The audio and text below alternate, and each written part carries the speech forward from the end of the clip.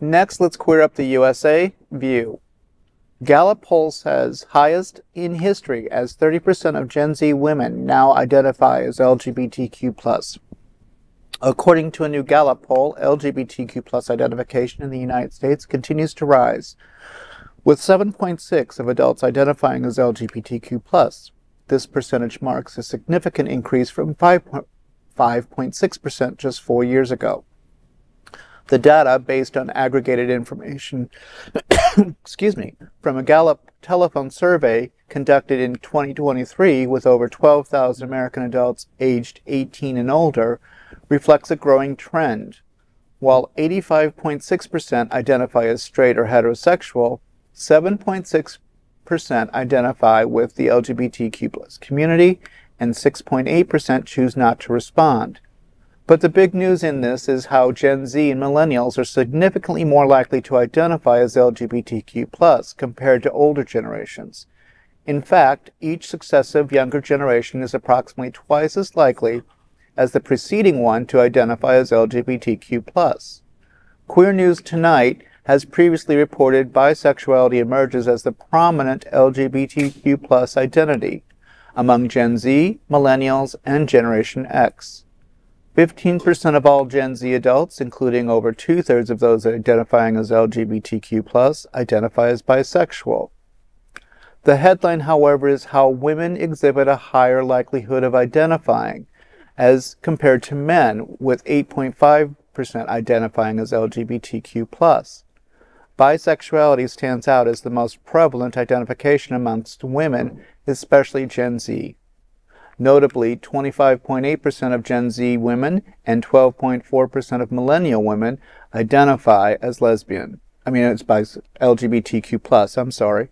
These statistics hint at probable reasons why the present conservative and evangelical views will have a difficult time growing in the future. Well, it doesn't surprise me because women are much more comfortable in their feelings. They come together as a community much better than men sometimes do.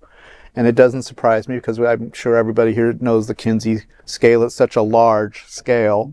Nobody identifies as 100% of anything. It's somewhere in the middle. So it doesn't surprise me that as we have had success in the community and we are out and proud and have some degree of success compared to other countries and other communities, that younger generations are like, okay, it's okay to be who I am and go through the growth stage.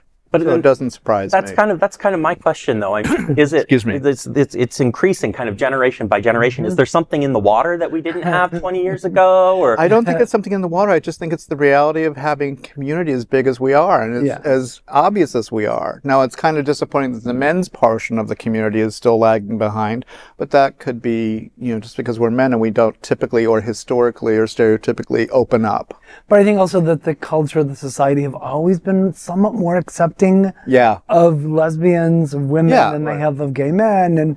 And then to answer the question, I think that it is related to cultural and societal changes and attitudes. But speaking as a community elder, I like to think that it's the result of the groundwork laid by us and those who came before that make it easier for people. Yes.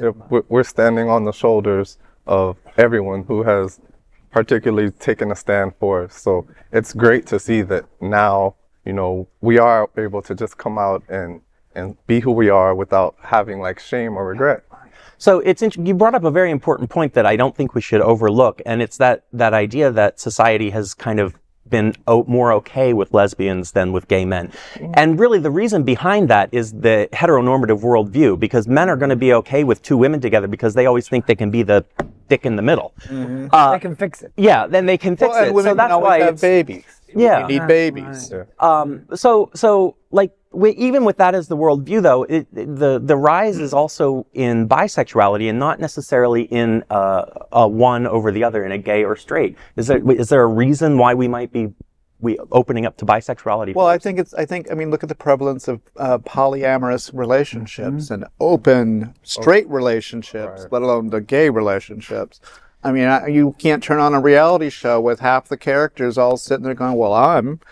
Yeah. When did that happen? Well, okay, interestingly enough, the Gallup poll doesn't report on the 1% non-binary population as well. Yeah. So that's not part of that. That's not part of that.